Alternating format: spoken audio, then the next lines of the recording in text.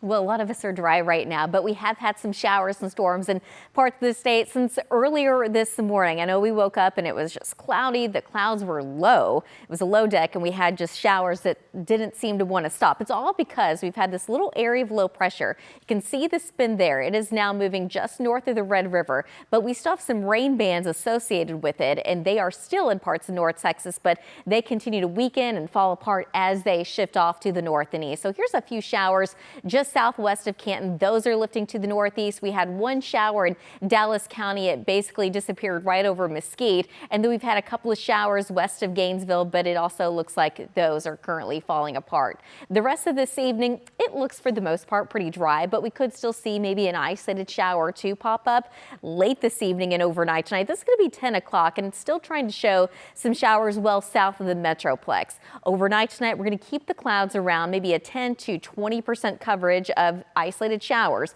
By the time we get into tomorrow morning, it's showing most of the showers in between Decatur, Gainesville, and Denton. The data has been all over the place recently. So what it looks like is, yes, there's going to be a chance of rain, but the exact placement, a little hard to tell right now. So I'm going to go ahead and keep a 10 to 20% coverage of rain, even in parts of the Metroplex. By the time we get into Tuesday afternoon, I think we're going to be drying out, but late in the afternoon to early evening, we're still talking about maybe an isolated shower or two, especially to the north and to the west. So we just can't rule out a stray shower, but for the most part, it looks like the pattern will be drying out. For now, though, temperatures are still pretty warm. It's muggy where we have had rain.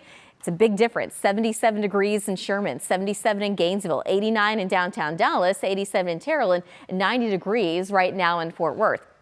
Overnight tonight, we're going to keep some clouds around. Temperatures drop down into the low to mid 70s, so it's going to be another warm start to your Tuesday. Tomorrow afternoon, because we are expecting the clouds to be around and a very low chance of rain, temperatures should have more of an opportunity to climb a little bit higher. So now we're going with low to even some mid 90s in some spots. So 95 degrees tomorrow afternoon in Terrell versus an 87 in Gainesville, 92 degrees in Denton, and 92 tomorrow in Fort Worth. So here's the pattern change that we're expecting in the week, or maybe even the week after that ahead. We've got an area of high pressure off to the east. Over the next several days, it's slowly going to be making its way off to the west. This is going to lift the jet stream, the main jet stream, well to the north. So any big storm systems that come through across the country, they're going to stay in that jet stream and primarily stay to the north. Could we see an isolated shower in Texas? Certainly that's going to be a possibility, but this high pressure is really going to cut off a lot of those rain chances. But for us, that means we're going to be heating up. So we are expecting warmer days ahead. Tonight, though, mostly cloudy. Isolated showers going to be a possibility, but maybe a 10 to 20% coverage. Kind of the same thing tomorrow. We're going to go partly cloudy, a 20% coverage of an isolated shower. Temperatures do make it into the low 90s, but after that, there are no more rain chances. Mid and upper 90s as we get into the weekend. It's going to be a gradual warm up. The second half of that 14-day, it's looking even hotter. We have upper 90s and even a 100 degrees showing up.